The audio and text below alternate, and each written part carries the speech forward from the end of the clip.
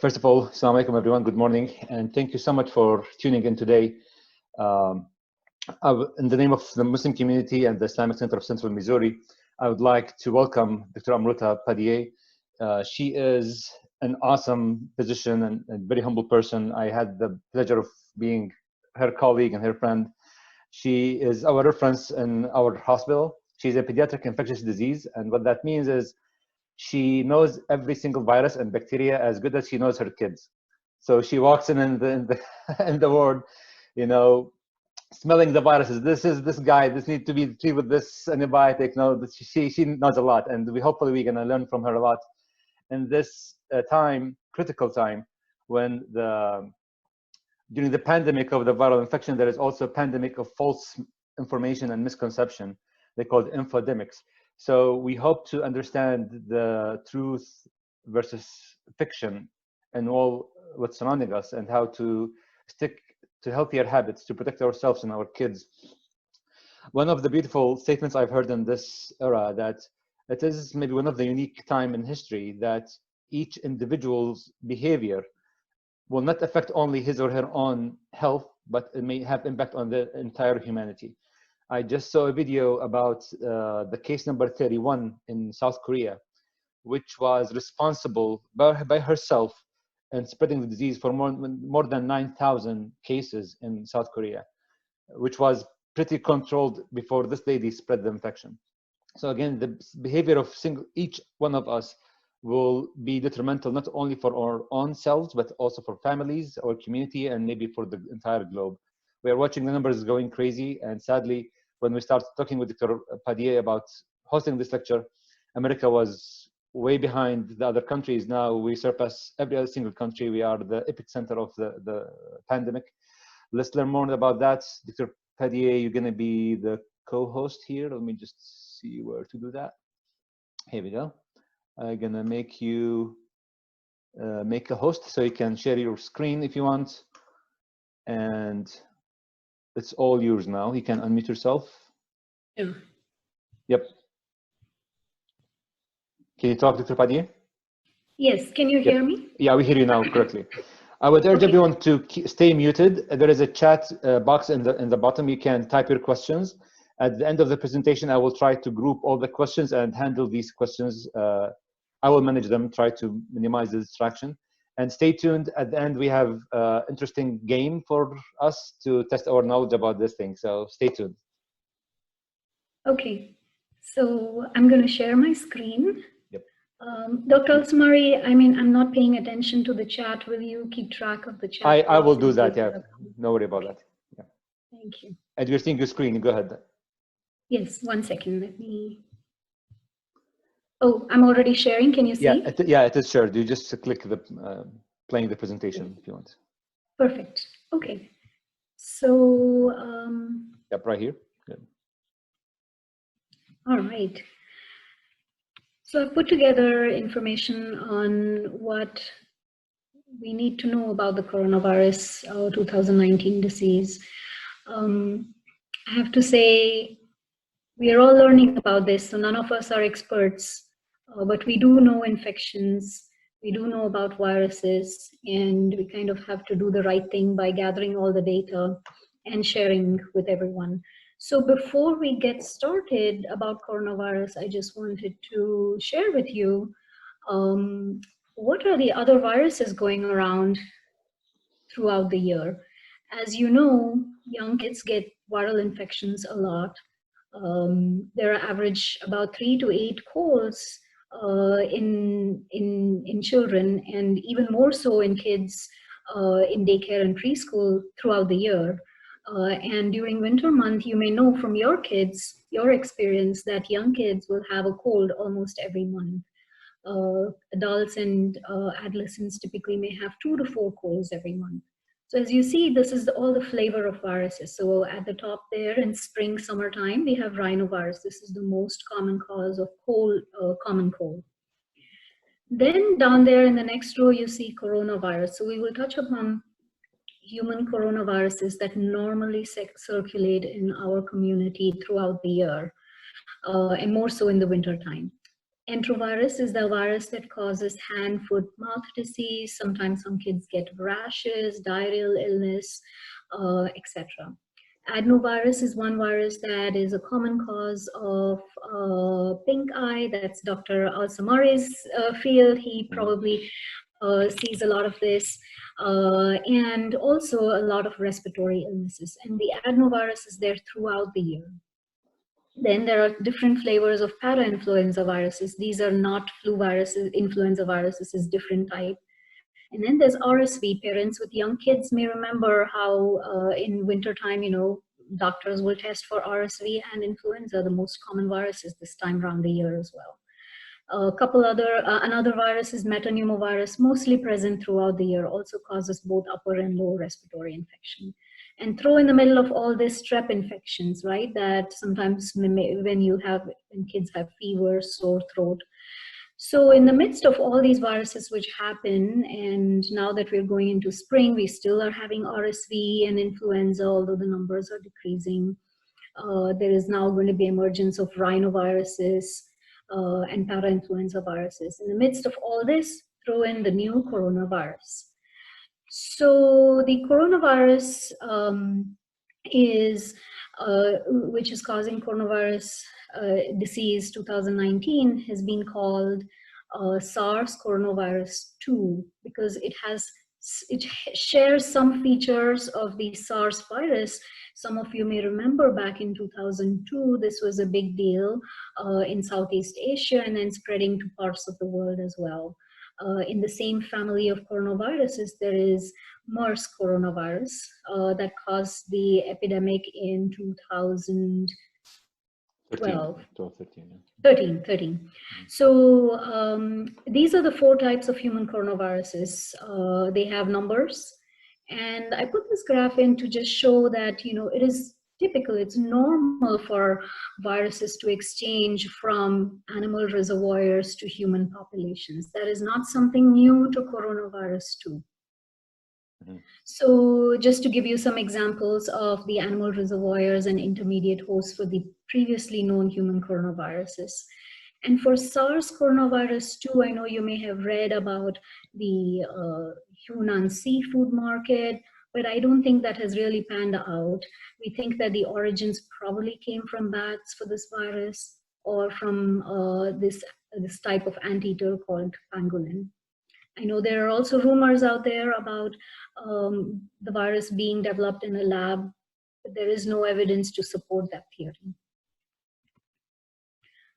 So I took the liberty of using a lot of pictures in this PowerPoint. Usually in our medical talks, we tend not to be able to use cartoons and everything, but I thought this would be perfect for us to share with.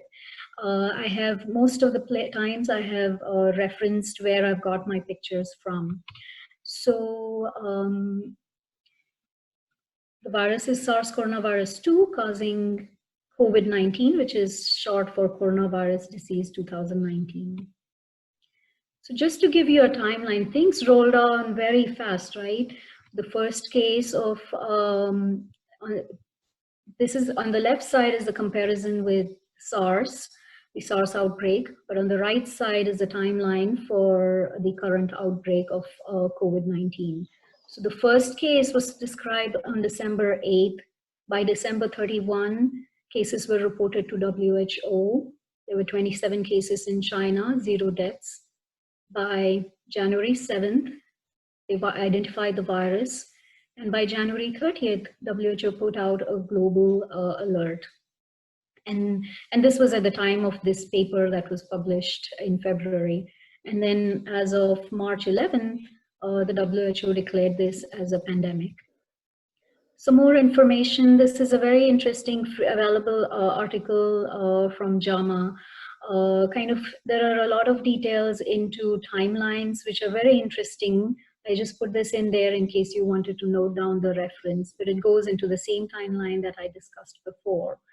The blue graph down here are people who were symptomatic, and then the time lag of when they were actually diagnosed. Goes to say that this is the incubation period, and that's why there was this delay in the diagnosis, because they were just symptomatic for a few days preceding. So before we talk about what is a pandemic, let's first understand what does that mean. So here is a nice picture which talks about what an endemic means. So an endemic is a health condition that occurs at a steady rate in a population. And then when that condition occurs above the endemic levels, it's called an outbreak. Then when that outbreak has spread to a larger geographic area, we call it an epidemic. Eventually, when that condition spreads throughout the world, it's called a pandemic. So this is as of March 27th. These are all the countries that are affected. On the far left, you can see the number of cases per 100,000. Clearly where we are in the US, we are in this range, 10 to 100 cases per 100,000. So that's based on population. And then I wanted to kind of show you where we are headed. There is some more epidemiological graphs that I'm going to share. But this is our trajectory for the US for the number of cumulative deaths by number of days since the 10th death. So if everyone started at the same time, this is where we are now.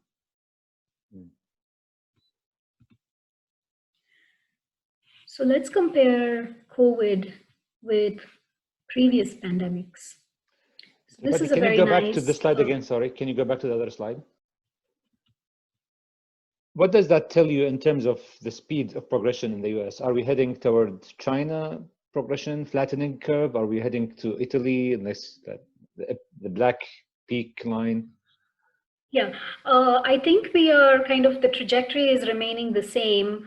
I will pull up some other infographics afterwards to kind of give you a general idea. Thanks so much. So in the history of pandemics, so this goes back, way back in timeline. So on this line here is the centuries. So everyone remembers or has now read comparisons to the Spanish flu from 1918 to 1919, where there were 40 to 50 million deaths. So of course, over the years, and then there was the AIDS epidemic, which is ongoing. And then coming down to the most recent pandemic, which we all remember from 2009, that was the H1N1 pandemic flu. And then there was the Ebola outbreaks and the ongoing coronavirus pandemic here. In terms of death tolls in comparison, we are just a dot in compared to the others. That's by no means I'm saying it's not bad. Things have to get better over time, but this is where COVID stands in comparison to humanity, pandemics in humanity. I think all of you are familiar with this particular tool. I'm going to see if I can make this work. This is Johns Hopkins, right? This is the database from Johns Hopkins. Dr. Osmari, you've seen this, right? Yeah. I think most of us are familiar with this link, which gives you up-to-date information. You know, just last evening, I was telling my son, we are at 90,000. Do you think we will cross 100,000 cases in the US? And we were like, I don't know. And there we are this morning. Wow. Wow. So we have across the world 618,000 confirmed cases. Wow. And US currently leads the world in 104,000 confirmed cases. Yeah. So I'm going to go back. Okay. So I wanted to kind of clarify a few things because, you know, all the news is full of all these different words. I thought it would be helpful to kind of just break down all this terminology that is being thrown there. So incubation period is the amount of time between an exposure to an infectious agent and developing the symptoms. So we know that for SARS coronavirus 2, this is thought to be between 2 and 14 days, with most people developing symptoms by 4 to 5 days. Even though we say 14 days is the upper end, and only less than 1% will develop their illness after 14 days. And that's why you've heard about the quarantine for 14 days. Okay. We just talked about a pandemic. It means that it is an outbreak that spans across countries and continents and affects a large population. And it has currently affected over 150 countries in 6 continents. So this is a nice graphic which tells you, helps to understand why they say if you're asymptomatic, you need to be in quarantine if you come in contact with someone who has COVID. So if you can see here, this person 1 who is infected, he started off with his incubation period here. That could be anywhere from 2 to 14 days. Then his symptoms started. And then this kind of graphic is generalizable, is for infections in general, not specific to COVID. And then develops immunity. We don't know yet about COVID if any immunity that's developed is long lasting or not. So you can say we call the duration of infection as from when the incubation period starts to when the infection completely resolves after a person develops immunity. So the time period we think usually of any infection to be infectious is definitely during your symptomatic phase, but also in that preceding few days when you're in the incubation period. But we think that the people who are symptomatic are the ones who contribute to most of the infectiousness of diseases, and specifically even applies to COVID. So this one infected person passes on infection to the susceptible person who's uninfected. And then they go through a similar time frame as well. So there is this concept of serial interval, which means onset of symptoms of primary case to the onset of symptoms of a secondary case. So just putting that in kind of perspective. And then you're all hearing about this number in the news about R0. What is the R0 of COVID and how it is in comparison to the others? Basically, it just tells you the average number of susceptible persons that can be infected by the person who has the virus. So this is one example where one person with COVID can infect anywhere from, we think, 2.5 to 3 individuals. So let's say he's infecting 2 people, and then it kind of each of that person can go on to infect another 2 people, etc., etc. And that is why we will talk about why social distancing is the key. So when you compare the infectivity of COVID with so many other viruses, we talked about the pandemic flu, that's the H1N1 in 2009, Ebola virus, SARS, and MERS. The R0 for COVID is 2 to 2.5. And for H1N1, it was lower at 1.2 to 1.6. Ebola in that similar range. SARS and MERS were kind of in neck to neck with COVID, and MERS probably being higher. So this is a graph that many of you have seen. This was most recently updated on the 17th. It's available on New York Times, where it puts in perspective this particular virus. So on the x-axis, you see the number of persons that can be infected by each sick person. So that's the R0. And on the y-axis, you see the fatality rate, what people are calling as a CFR. That means how many people out of the infected people can die. So as a percentage.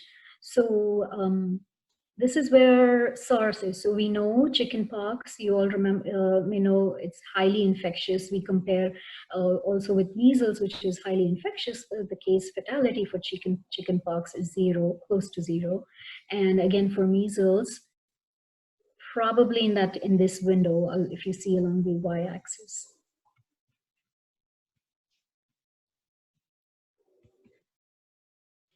So you probably all heard about also how COVID oh, in the beginning, everyone was like, oh, it's just probably the seasonal flu. But we know now, in the last 2 months, how it is different from the seasonal flu, and especially over the last few weeks as cases developed in the US. So the R naught for flu is 1.3 and COVID is 2 to 2.5. So this is seasonal flu, which happens every winter, caused by at least 2 to 3 circulating strains of influenza. The incubation period, so the time from exposure to the virus to developing symptoms is very short for influenza, 1 to 4 days. But for coronavirus, it is longer, can be up to 14 days. Hospitalization rates are also lower in comparison to COVID. So only about 2% cases of influenza get admitted. I'm not downplaying influenza. A lot of people every year still die from influenza. But as such, the percentage of people dying from COVID is definitely higher now that we know more information. So anywhere from, depending on which country you see, anywhere from 1 to 3.4% of people infected with influenza, SARS-CoV-2 may die. Now, there is also this thing about we are not testing enough, and so maybe if the denominator, that is the number of if we are able to identify the number of infected people, then the case fatality rate may decrease. So switching gears to how do you get the virus? So definitely, as you all know, from cough. So we call this droplet transmission. And then there are then there is this thought that it can also be airborne. But currently our understanding, and every day this changes, so currently our understanding is in the hospital setting, when people are doing certain procedures where these particles can get suspended in air, then they can acquire the infection from airborne transmission, meaning just like chickenpox and measles, these little tiny virus particles can hang in the air and go across distances. When we think of droplets, we think of droplets from an act of cough can transmit at the most up to 6 feet, that is 2 meters. And then you're also probably reading about how once you cough, these droplets can go and land on surfaces, and those can act to spread the virus. So this information, I know the reference is from I like this graph because it's so simple to understand, but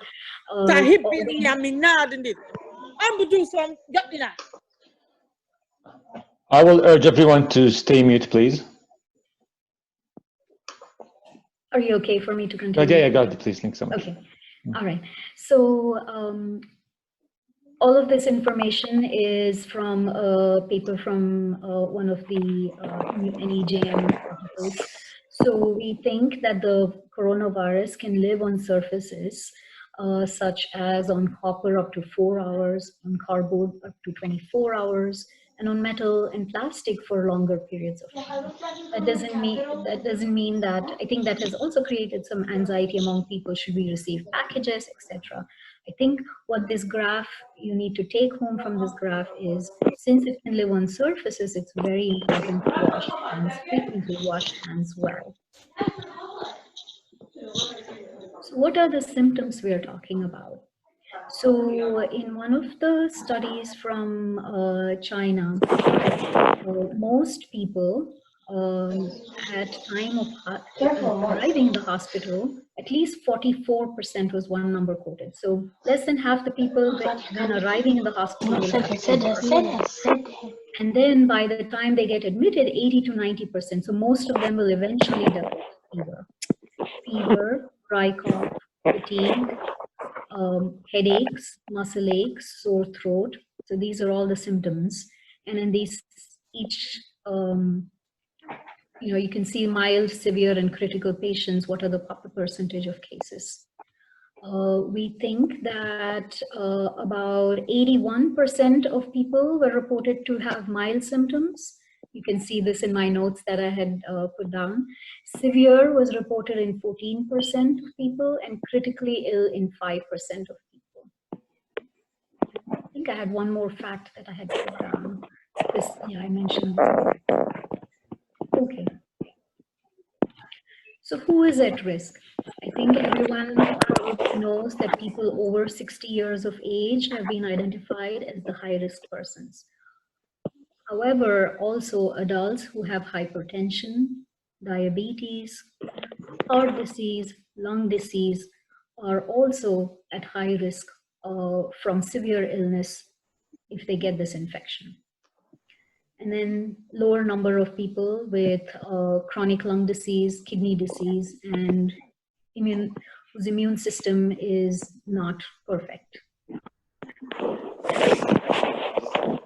So coming to age distribution of all these cases, I think, so this data is from cases reported to the US so far. So as you can see, at least 29% of persons are in this 20 to 44 years of age. These are young adults. This graph is not saying that this is the proportion of people getting sick, but we have to remember that young adults can also get infection. And this is that population that is also who are mildly symptomatic, going out and about, who can spread the infection to older adults who are at higher risk of becoming very sick. What age groups are affected? So this breaks it down by percentages of hospitalization, ICU admission, and people dying. I think I would just focus on the black bars. As people get older, more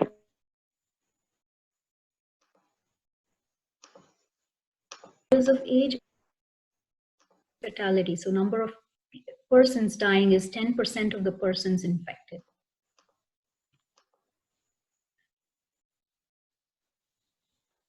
So this is in comparison to information that we have from South Korea and Italy. So every country is different. So we will have some more information coming from US.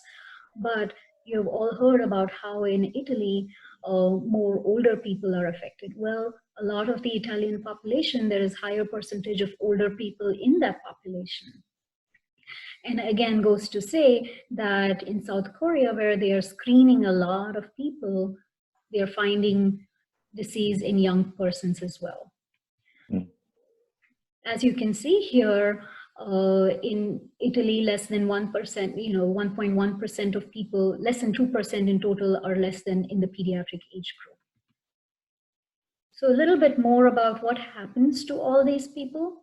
So most people, so these boxes are relative proportions, so they are kind of, in comparison, it's kind of still the percentages are taken into account in these boxes. So most mild people will recover. This is that moderate category will recover.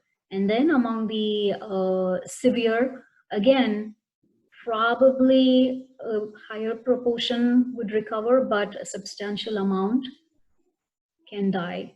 And among the critically ill, many of them may die.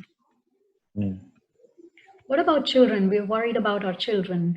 So in a large study from China of almost 2,143 children, about with both confirmed and probable COVID disease. So they hadn't confirmed the infection in all the 2,000 kids, but based on contact with other persons, they assumed that they also had COVID. So in this group of 2,000 kids, 90% of the kids only had mild and moderate illness. Only a small proportion of these kids were ill, and 5% of them were asymptomatic, meaning without infection.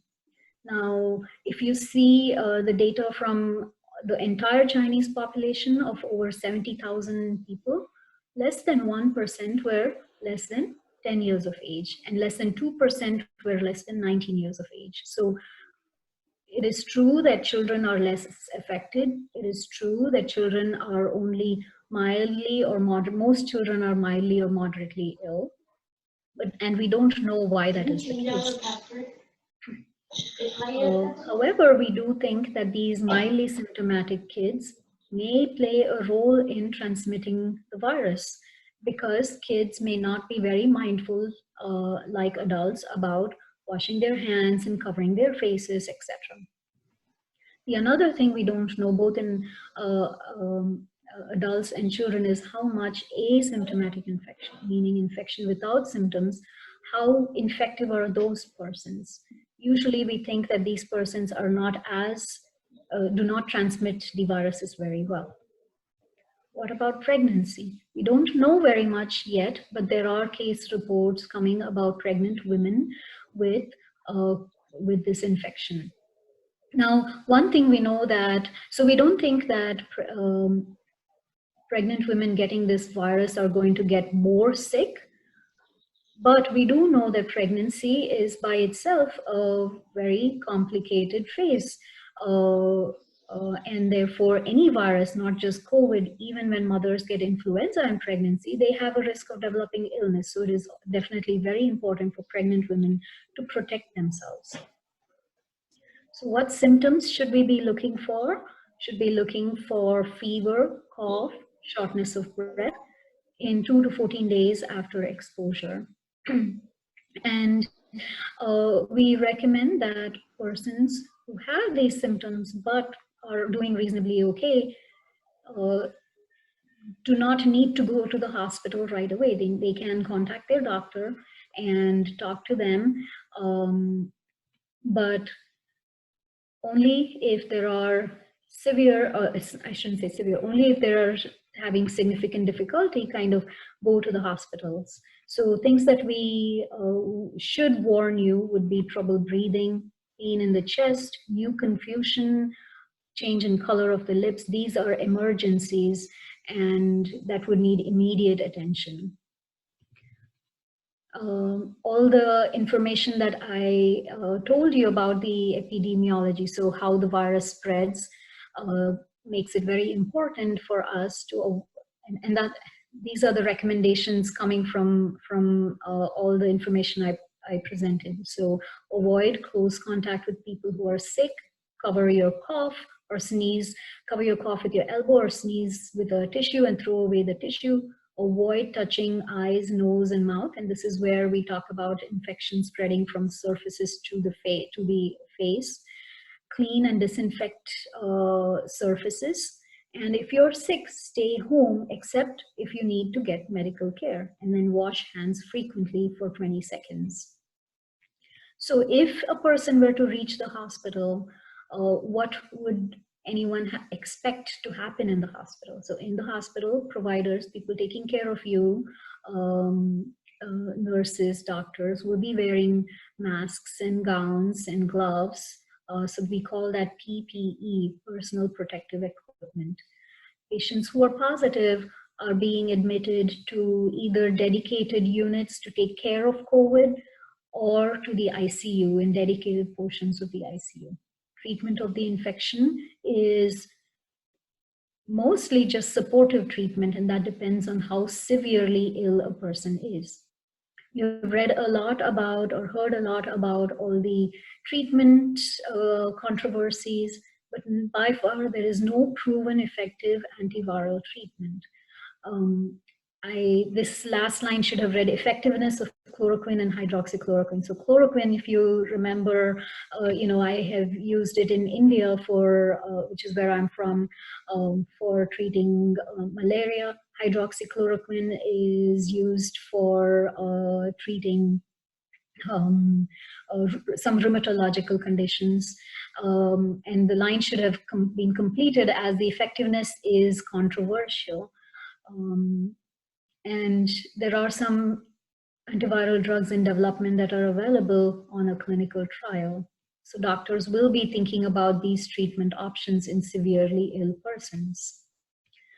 One another place to keep up to date is with what is going on in Missouri is the Missouri Department of Health and Senior Services website, the MODHSS website, where every day, I think they are updating these numbers at least twice daily. So far we have 670 confirmed cases in Missouri, 9 total deaths. The first death in Missouri happened in Boone County in Columbia.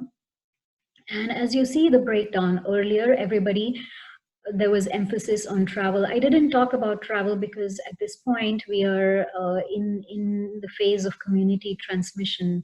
So whether you traveled or not, but have symptoms, still makes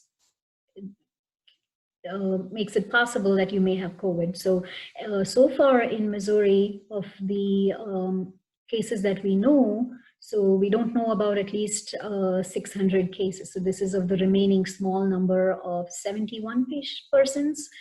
40 cases were travel related, and then 22 persons were cases were contact with people. So that would mean community infection from the community.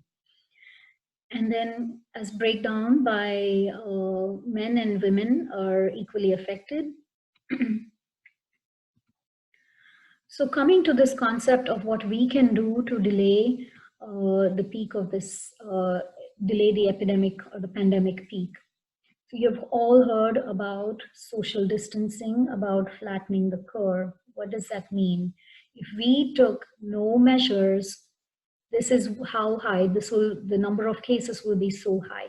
This dashed line is the capacity of our health system.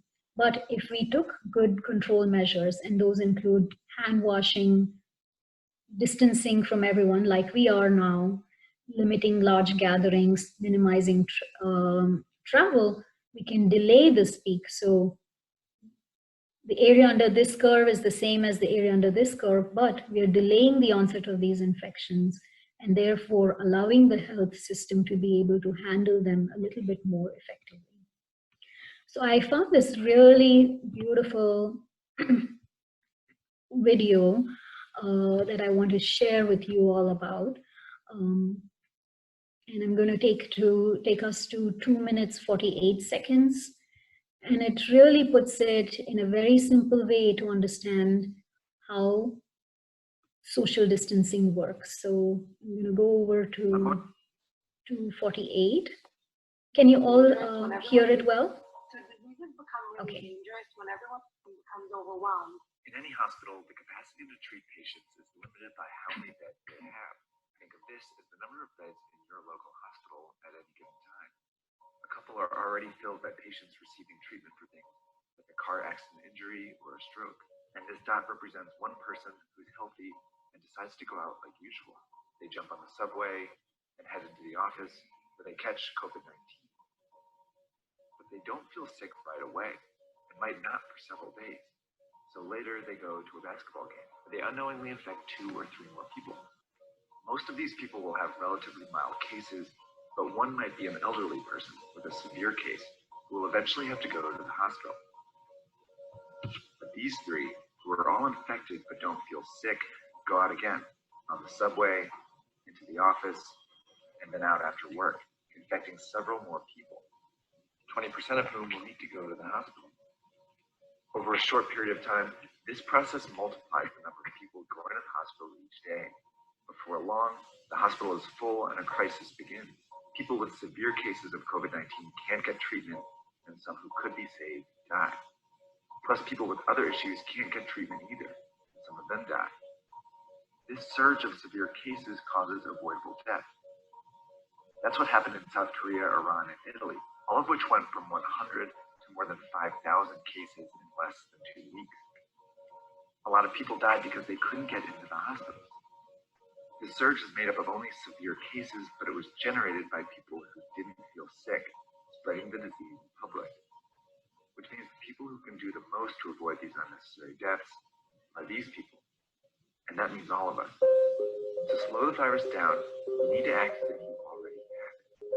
By avoiding public transportation, the office, crowded places, and even small social gatherings, you decrease your chances of both getting the disease and spreading it. This is called social distancing. If enough of us do it, the virus still spreads, but much slower. Over time, many people might still get infected, but fewer severe cases show up to the hospital each day, never overwhelming the system. This trend line gets flatter. These people don't get treatment. Fewer people die because of it. These are the 2 ways the COVID-19 pandemic can play out. But this one only happens if everyone does their part. And it's why experts and officials are urging people to flatten the curve. Okay, I will Yes. Video. Would you mind just sharing the link in the chat section, Dr. Padhye, so we can Yes. see it in our comfort?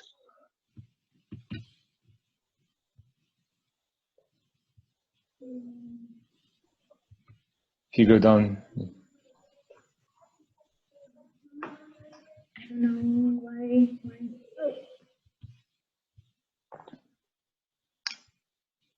Yeah, if you put your cursor all the way down at the screen, click on the zoom. No.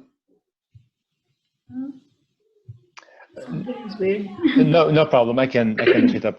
So yeah, we can keep going. Okay. Thank you. All right, we'll keep going, and I'll send you the link afterwards. Okay, Oh, thank you there so it is much. at the top. Okay. Perfect. I can send it to you in the chat. Yeah, I think Brother Omar. Somebody press. Thank you so much. Yeah, thank you so much, for Omar. doing Yeah. that. Okay. All right. So moving on. So what does social distancing mean? So we all hear about this word, but putting things down plain and simple, it means stop meeting in groups, in parties, public gatherings, play dates, playgrounds. I think most of us have, since we are currently Boone County is in lockdown, we are not allowed to go to, non-essential, anything that's non-essential. And you limit exposure to other places. So grocery shopping, picking up medications, walking in public area, make sure that when you're in these places, you're at least 2 meters from people outside of your family. And what is safe to do? It is safe to play in your yard, to do gardening now that it's springtime, to meet with friends online, to work from home, take classes from home, and exercise in your home and in your yard. Definitely wash hands frequently. You can even go to the extent of wiping down packages, surfaces. So coming back to what if we do not do social distancing? So this is another modeling website called covidactnow.org, where it tells you based on every state and what is the capacity of their hospital system, what would happen if you didn't do anything. So this is what I pulled for Missouri.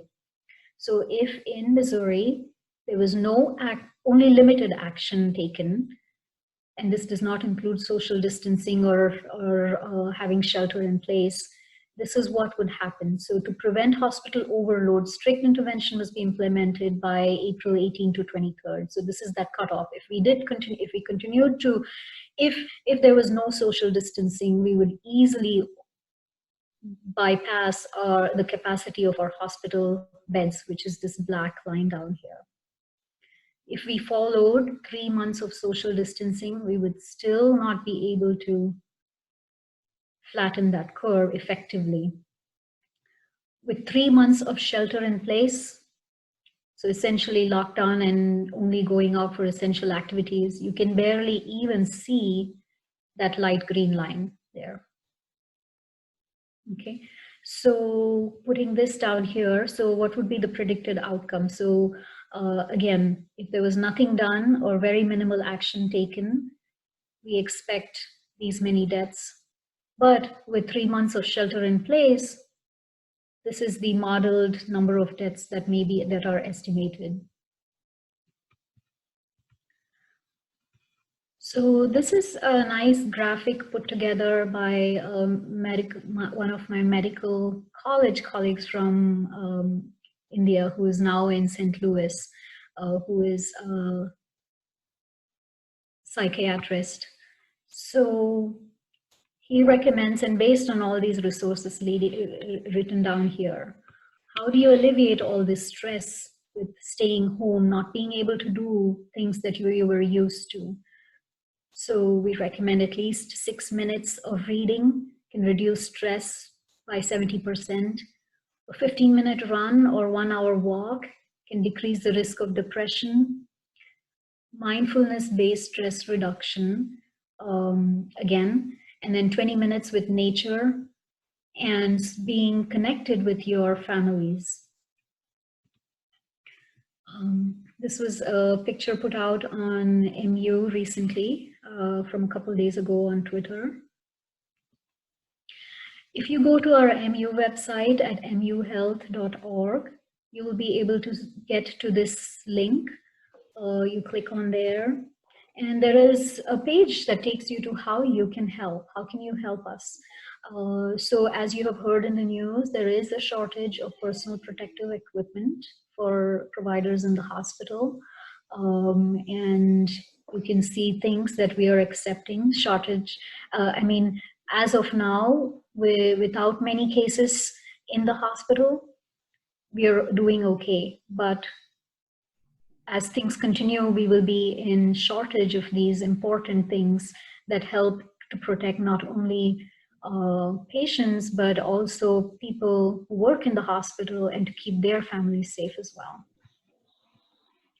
I found this another nice link to this website. It's called COVID-19 Health Literacy Project, that has fact sheets in many languages, although they say 35 languages. I did check that I think Hindi, Arabic are active. Some of the links are not yet out there. This is put together by medical students at Harvard and some other colleges, medical colleges, and it has been verified. These fact sheets are verified by physicians. And some interesting, I just put down what is in English, but you will find some good resources for how do you explain, or in a cartoon format for your young kids, preschoolers, for your kids who are in elementary school, to understand about COVID. I think that's all I have now. It went on for some time, but if there are any questions, I can answer. Dr. Al-Samari, please feel free to pitch in. Any other physicians, any epidemiologists, anyone in this group, and Dr. Khalil as well, please pitch in. Sure. Would you mind to just copy and paste this link for the COVID-19 literacy link, if you can? Yes, yes, absolutely. I'm going to do that now. Okay.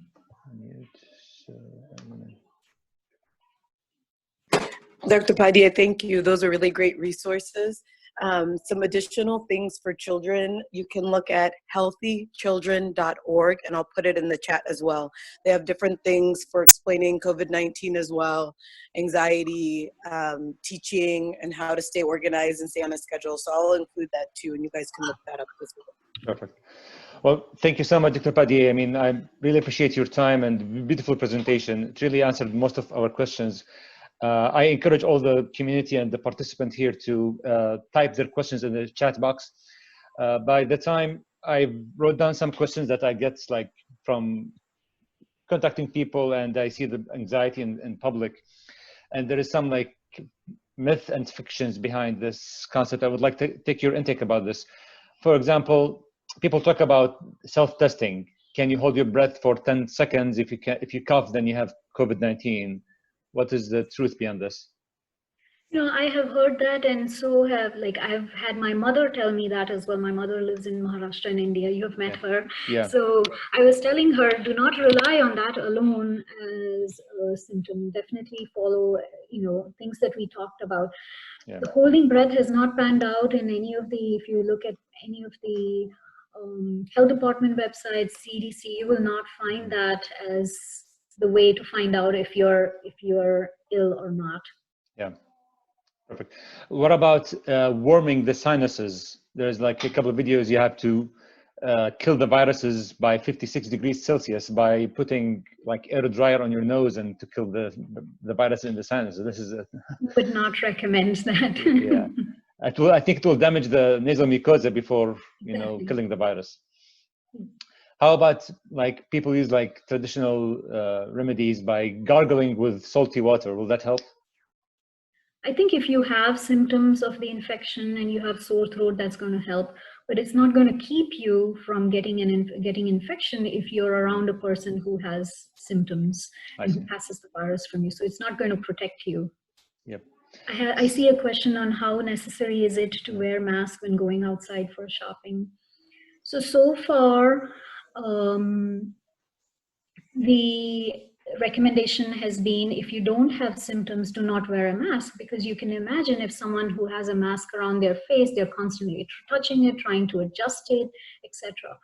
But every day we are getting new and new information. So as of today, we don't recommend, but I cannot tell you if just today somebody messaged that maybe in a few days this may be the case, but we don't know yet. So at this point, what's more important is staying at a distance. Even if you did wear a mask, do not, the 2 meters or 6 feet rule always applies. That is going to be more effective than wearing a mask when you don't have symptoms. All right, so we spoke about symptoms. You know, this panic time, people may be so scared when they see a kid sneeze or cough, or just maybe they may confuse simple cold, flu versus coronavirus. What's your take about here? When we should be concerned from symptom standpoint? So that is the dilemma, right? Because a lot of time people have, this is the time of the year people get colds as well, allergies flare up. But I think if you, even in those situations, it's advisable to, you know, if you're coughing, sneezing a lot, to keep that social distance, to maintain that distance from others. How do you diagnose? You know, coronavirus infection symptoms are very similar to all of these viral infections. Mm-hmm. So I'm not saying that if you have that, everybody should go to the hospital and get tested. I think if you have questions, if you're worried, you can make use of some of the video visits that are available from MU Health. They are free.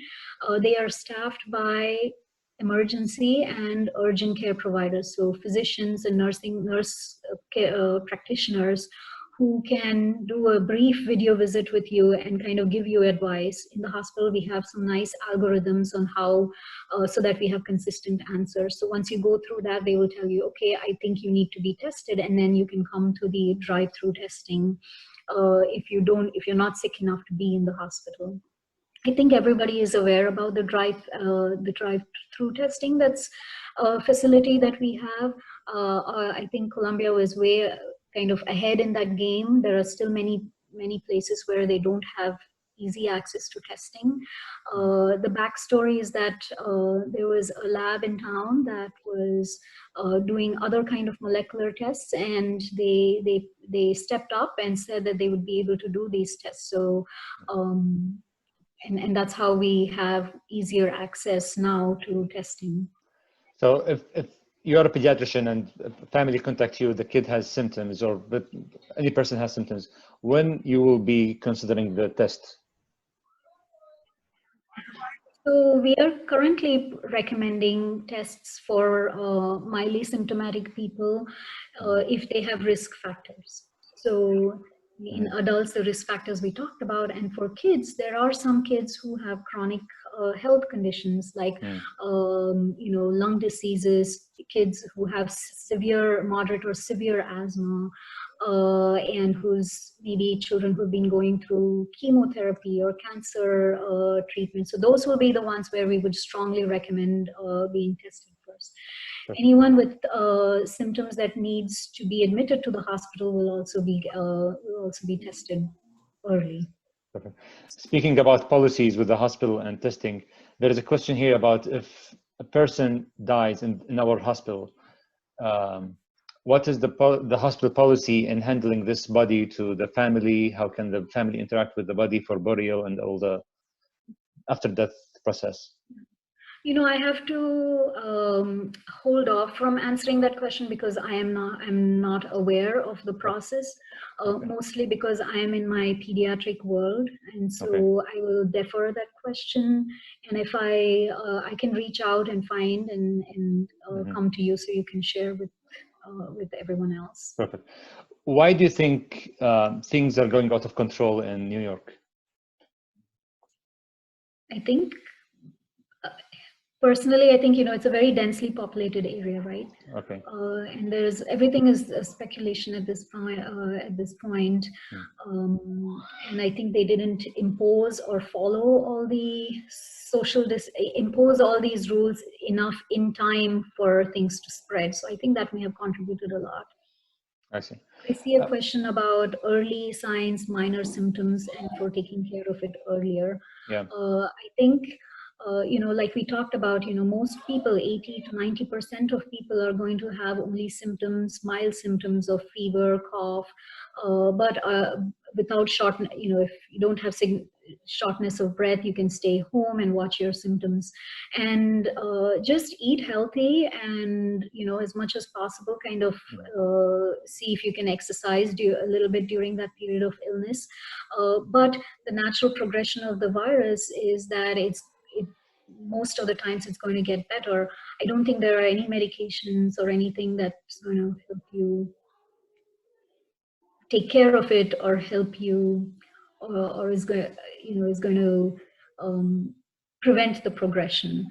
When you're sick, definitely stay. If in the household, it's very important for people to self-isolate within the household. So keep a room for the person who is sick and maintain distance from everyone else. I will also share with you a link from the CDC, which tells what are all the rules that people have to follow in the household if you have a sick person in the household. So I'm going to kind of go to the website and attach that link.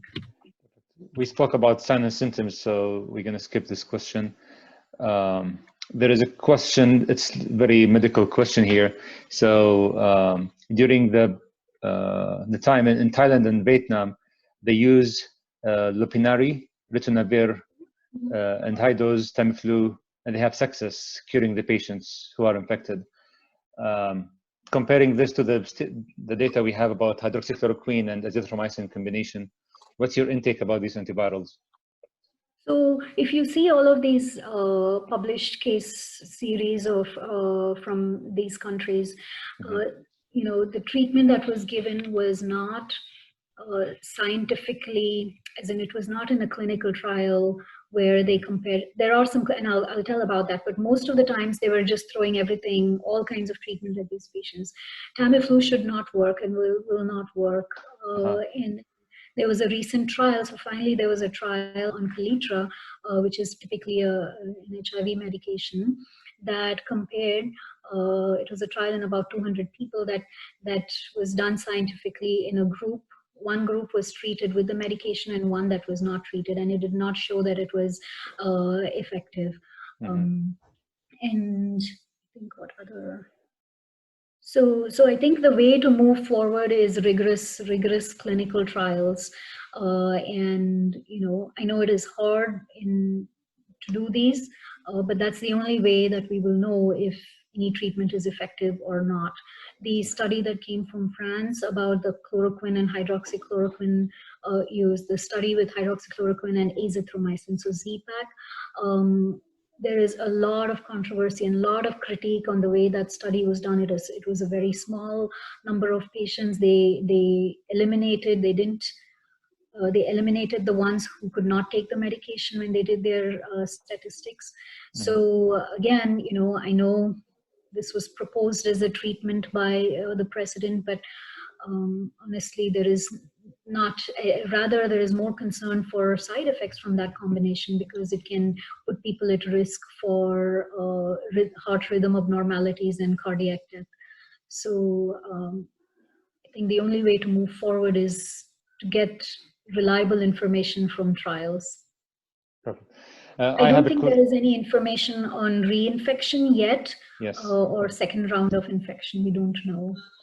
So you think the immunity developed after the infection will last decently enough? We don't know. No idea. Okay. I think Doctor, I'm an urgent care doctor. It's a quick question. Yes. We're checking a lot of the COVID-19 and came back negative, but the CDC is still recommending 14-day of isolation. Do you know why? Are we worried about? Because we think that the test is, no test, as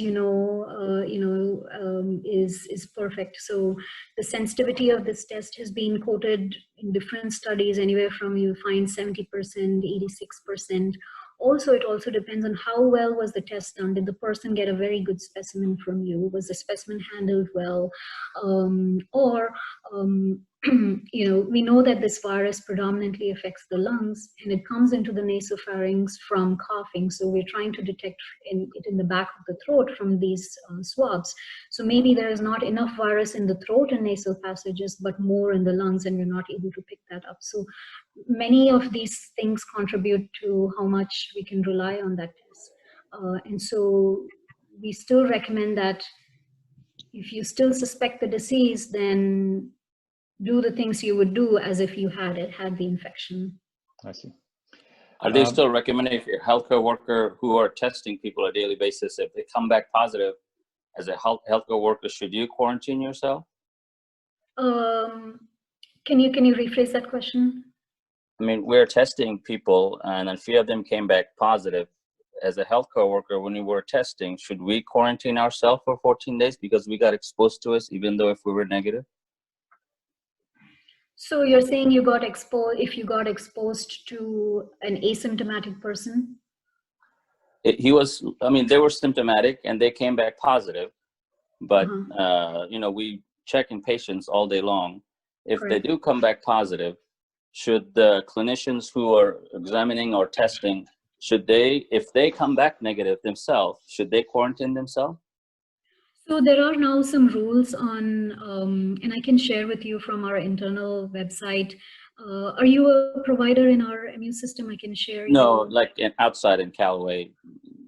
Yeah, I'll come back to you with the specifics because that information keeps changing rapidly. So I'll come back to you with what we are currently doing with healthcare workers. Padhye, I think I can add something here. I didn't read myself, but I heard it from CNN that CDC now recommends to manage the shortage in healthcare providers with exposure. They said even if the healthcare provider now who is tested positive and showing some mild symptoms, who are working with exposed area, they recommend them to try to report to work. This is really scary to me as a provider, but this is what they want to twist, to manage the shortage. If you are an ICU provider and you are managing patients with COVID-19 and you test positive, what else can happen?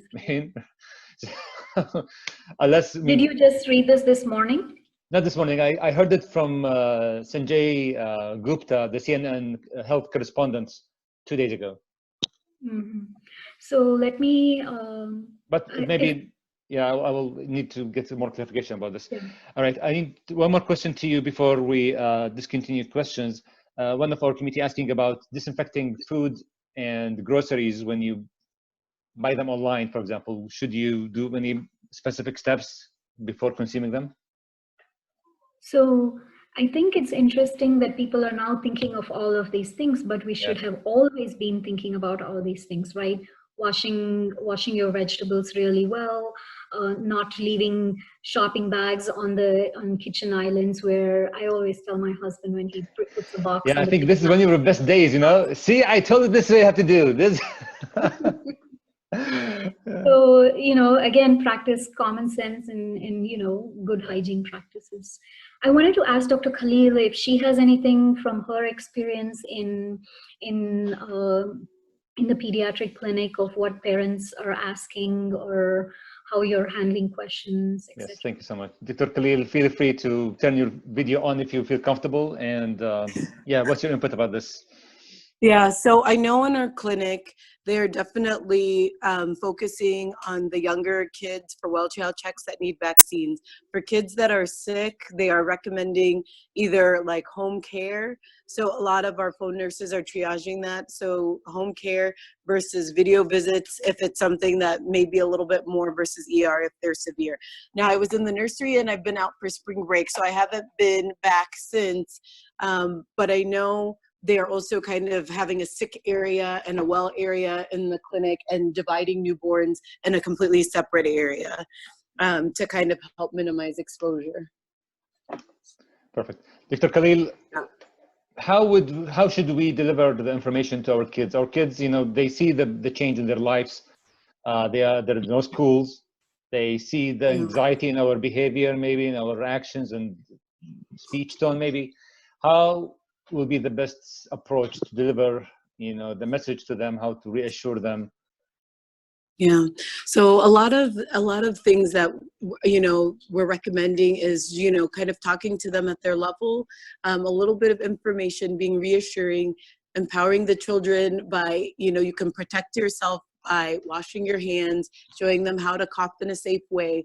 So those different types of things. One thing too is kind of limiting contact with grandparents. A lot of us in this community have, you know, our children have their grandparents here. So at this point, kind of limiting contact with them. Minimizing like how much you're exposing them to news and things like that is also something that's recommended to help minimize their anxiety as well. Keeping them in contact with their friends. So I know in Islamic school they were doing their video chats and things like that for some of their schooling, and that's been helpful so that they can still see their friends and get in contact. And even within the community, family friends should be doing some of that here and there to also keep their kids in contact with each other. And then, like you guys were saying, playing outside in the yard, having a little bit of a schedule so that they have some routine and some kind of reassurance in what's going to happen next. So those have been kind of the general recommendations to help minimize some of the anxiety and stress. Can we bike in the neighborhood, like bike or hike, or maybe walk around in the like driveways? Yeah. And I was looking, when you also look at the stay-at-home order, it does allow for like exercise and wellness in the community. So the biggest thing is just to keep your distance. So if you're passing people, kind of keep that 6 feet away distance from them. You don't necessarily need to do a mask or anything, but that 6 feet away distance if you're interacting with others. Otherwise, it is safe for you to be out and about, like walking or riding your bike, running in the neighborhood. Minimize playgrounds, and I think a lot of the playgrounds are closed. Yes. But like walking, running, those types of things should be fine. Perfect. All right. Thank you so much, everyone. Yeah, I do have one more thing to share with you. And as I told you, we have a fun activity for the community. So I'm going to share my screen. I hope you guys just tune in, share screen. Here we go. All right. So I hope you see my screen now. So I'm going to use an app called Kahoot. If you do not have it on your phone, just scan the barcode for your Google phone, or if you use iPhone, this left one should take you directly to the App Store. Or you can just type in Kahoot. We'll have like interesting game at the end of this. I will share very few minutes about the prophetic guidance during pandemics. Since we are in the Muslim community, it's interesting to share what our religion and tradition teach us how to handle this crisis. One of the major things that all public health talk about is the quarantine. And it's interesting to know that in the history of the Prophet Muhammad, peace be upon him, he guided us that whenever you hear about the plague at that time and in a land, do not go to it, which makes sense. You don't want to expose yourself to that infection in the time of no one knows what infection is and how the disease is spread. But the interesting concept is, and if it occurs in a land that you are already in, then do not leave it, fleeing from it. So it may be hard to consume in this community who have no science and no knowledge about infection disease, but this is what exactly we are, all the public health, epidemiologists recommend us to do, to stay home, not to infect others, not to visit infected areas, and not to leave the area even there is infection in. And the concept of spreading the disease is really interesting here.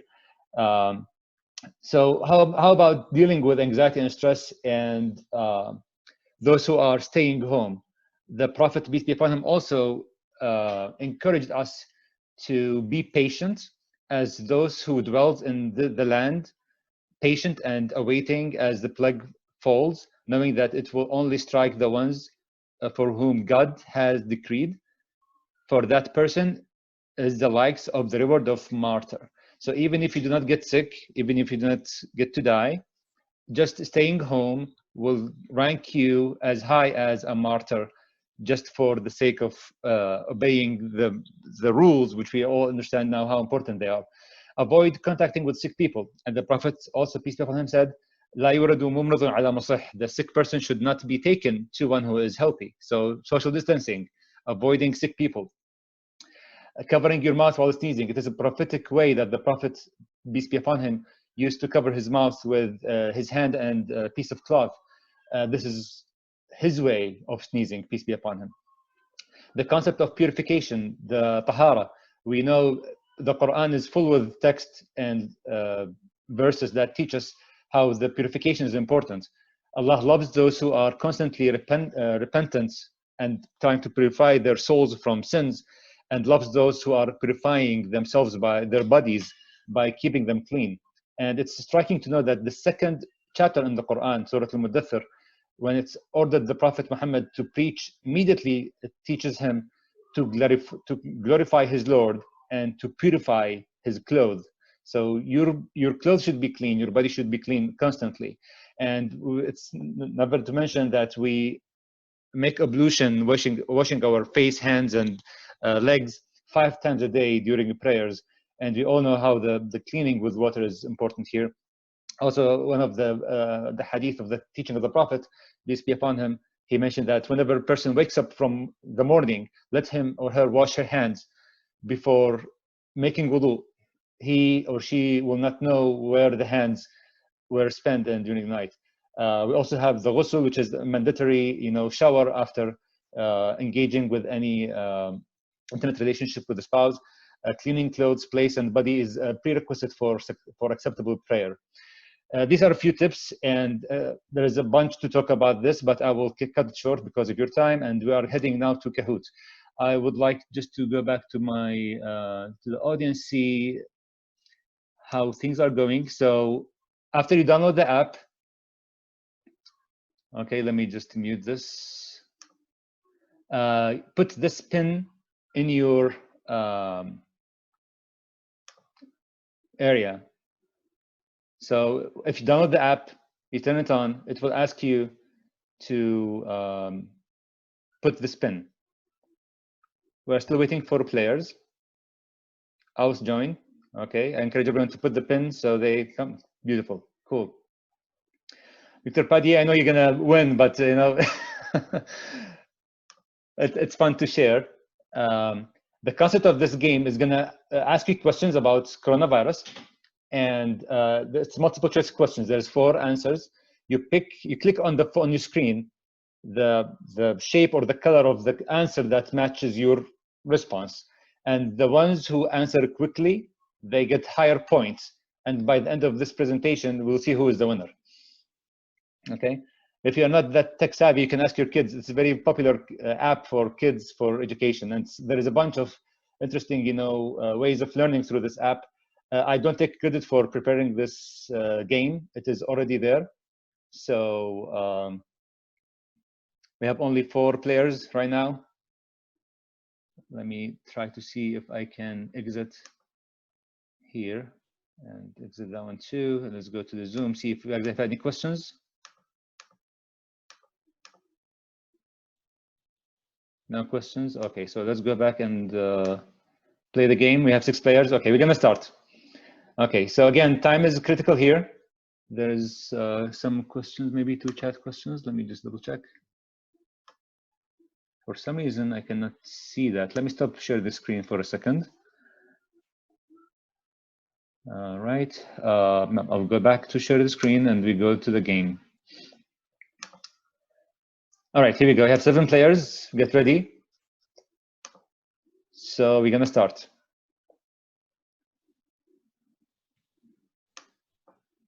$16 questions, that's a lot.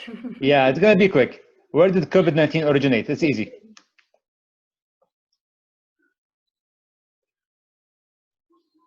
Oh, I don't see the question on my screen. Yeah, I can't see the question on my screen as well.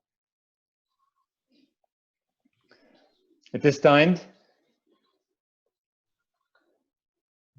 Here we go. Everyone answer correctly. So Dweik family won the first question. All right, next. True or false? COVID-19 is related to SARS. Are they from the same family?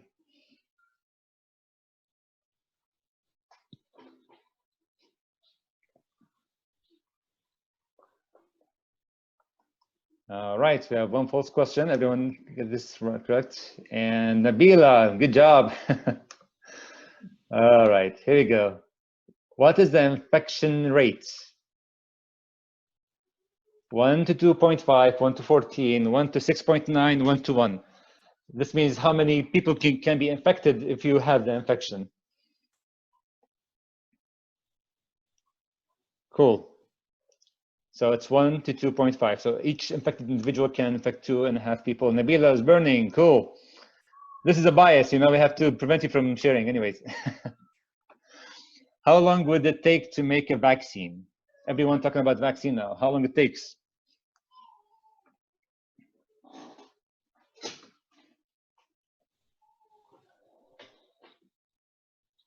Cool. Right. That's why we are still waiting. All right. Dr. Padhye is burning too. Cool. You're catching up with Nabila. What is the coronavirus? Is it a virus only, or it's a family of viruses? Is it a bacteria or a sandwich? It would be great if it has a sandwich. Anyways, skip. Cool. It's a family of viruses. Maybe let's put it on the top. All right. Now this is true and false question. The coronavirus is lethal. By itself, can corona be lethal, causing death?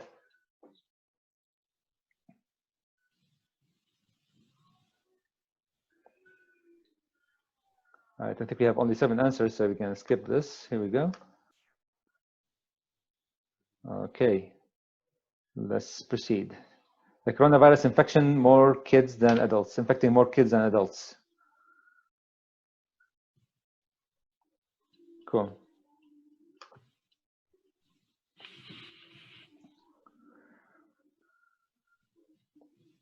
So the correct answer is false. So the infection is, the coronavirus is affecting more adults than kids.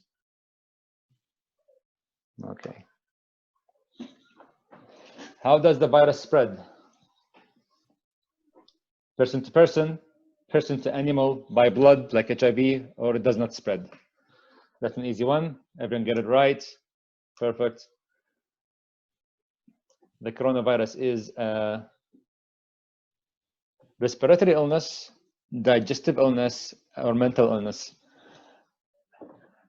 I will say it's a mental illness too, right? Everyone's getting crazy about that. Anyways, cool. Maybe let's learn the top. Symptoms of the coronavirus are, that's an easy one. Coughing, fever, pneumonia, all of the above. Perfect. Everyone get it right. Cool. Yogi is going up. Perfect. What can you do to stop infection? Wash hands, avoid large crowds, cough into elbow, all of the above. Right. You guys were not asleep during the lecture. That's good. Okay. True or false? Coronavirus came from animals.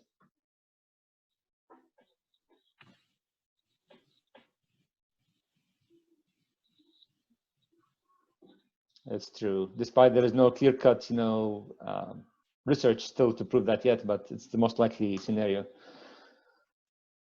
Which animal did the coronavirus originate from? Bats, bears, cows, dogs. You're right. Cool. Nabila still leading. All right. How many cases have there need as March 13, 2020? Okay.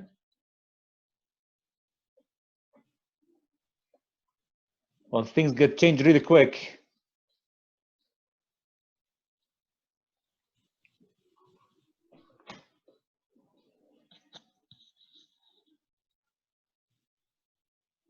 So this is really scary data. March 13th, which was exactly 2 weeks from now, it was just 100,000, and today we exceeded 500,000, right, Padhye? Mm-hmm. Yep. So it's scary. And 2 more questions to go. True or false? This has 2 points. Kids are immune to the coronavirus.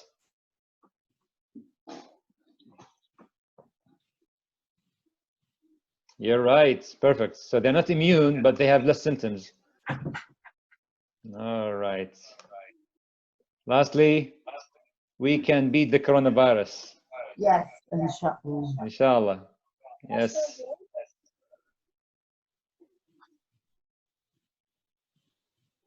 All right. That's interesting. Okay, so let's see. Duake family number 3. Good for you guys. Yogi in the second place, and Nabila is the winner, I think, right? And her There we go. husband. Good job. And rerunners, Padhye and Aus. Good job. That's unfair, Miss Baho. Yeah, you know, it's a biased one, but this is what it is, you know. We did it together. All right. Well, thank you so much, everyone. I really appreciate all your attendance. Dr. Padhye, on behalf of our Muslim community, I would really thank you a lot for this valuable information.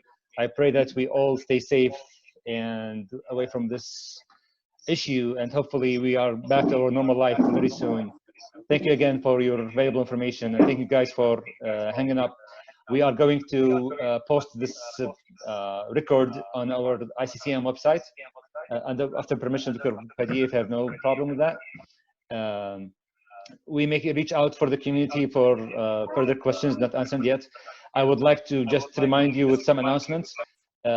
Since we are holding all the Islamic Center activities via Zoom, tonight we have the Islamic History lecture by Dr. Mrewid at 9 p.m. And next Tuesday, we are hosting Coach Jacob Lynn from the Human Performance Institute, who will be talking to us about how to stay healthy and fit during this strict, current self-quarantine or like staying home conditions, how to eat healthy and to be able to exercise remotely. Next Saturday, we are having another lecture by one of our engineers or the professors at the MU, Professor Parsad Kailam. He will talk about cybersecurity, how to spend time online with our families in a secure environment. It's interesting, he is going to share the presentation with his son, who is a 10-year-old fifth grader at the Military Elementary School. And he will also show his intake about the cybersecurity, how to keep our kids safe when they spend too much time online. The week after, the next Saturday, we are going to have Dr. Muayyad Uthman talking about anxiety during pandemics, how to handle that. We are trying to get our local community connected with the larger Columbia community and get professionals to help us during this challenging times. We are thinking about topics like how to manage work from home, how to manage financial crisis during this exceptional situations, mental health, parenting tips, all these tips that we all need, actually we are working on. If you come up with any ideas, feel free to share it with us. Hang out with the ICCM website, register your email to receive the notifications for the ongoing activities. The anxiety, mental health, this is our next coming topic. Thank you so much again for everyone. Dr. Padhye, if you want to give us one statement to conclude this meeting, what will you say? I think what I would say would be, don't panic, but prepare. I think that's the general message that we're giving out. Don't panic, but prepare, be prepared. Perfect. Thank you everyone for this opportunity. It was really great to connect with you all. Thank you. Thank you. Thank you so very much. Stay safe, everyone. Have a blessed day. Enjoy the weekend. Do some workout with our kids. Eat healthy. Stay safe. Thanks a lot. Assalamu alaikum. Bye-bye.